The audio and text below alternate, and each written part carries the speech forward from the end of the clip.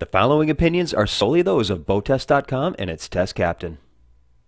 Hi, Captain Steve for BoatTest.com, and today I'm on the WorldCat 255 DC, a crossover between fishing and family fun time on the water. Let's see how they've done as I take it on a full test and performance review.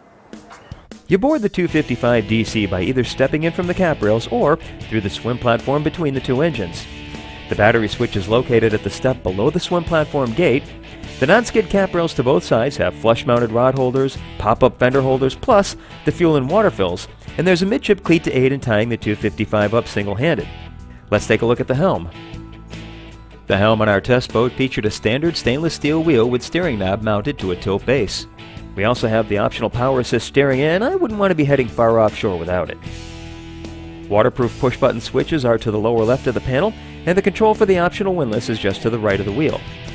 Clutter is kept to a minimum by using digital multi-function engine gauges.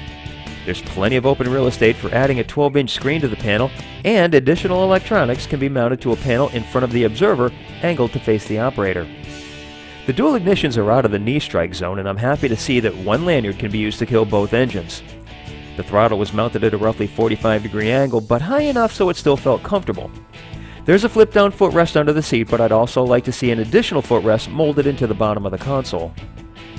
Taking a look at the foredeck, in the center was the optional Pro Series freefall windlass, and WorldCat supplies 300 feet of line, 15 feet of chain, and a 14-pound anchor. The anchor runs through a stainless roller mounted to a molded pulpit, and foot control switches are mounted on the foredeck, which makes sense as the entire foredeck is treated with non-skid and protected with a 12-inch high rail. Now let's get underway and see how this 255 DC handles.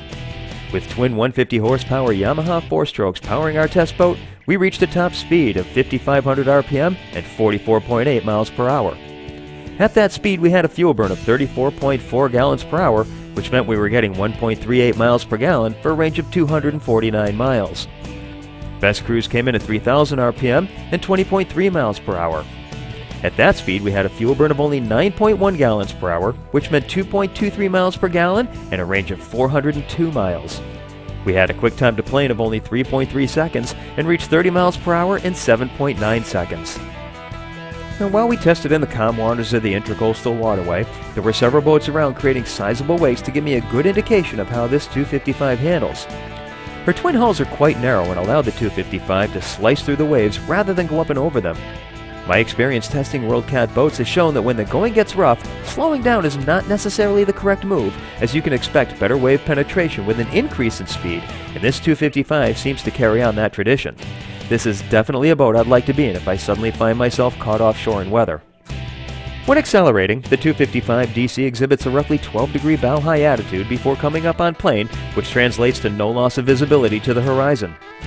As with most cats, turning is a little different if you're used to monohulls. When turned hard to port or starboard, the 255 leans into the turn like other WorldCats. When in the seated position and at cruise speed, I find my line of sight has me looking straight at the windshield frame, but of course up on the bolster I'm above it all. In my opinion, the 255 DC is a good handling boat that can easily take on offshore weather that may pop up. With the engines a good distance apart, I got better low-speed torque, which helps when maneuvering around the dock. That's our full test and performance review of the 255 DC from WorldCat. For BoatTest.com, I'm Captain Steve. We'll see you on the water.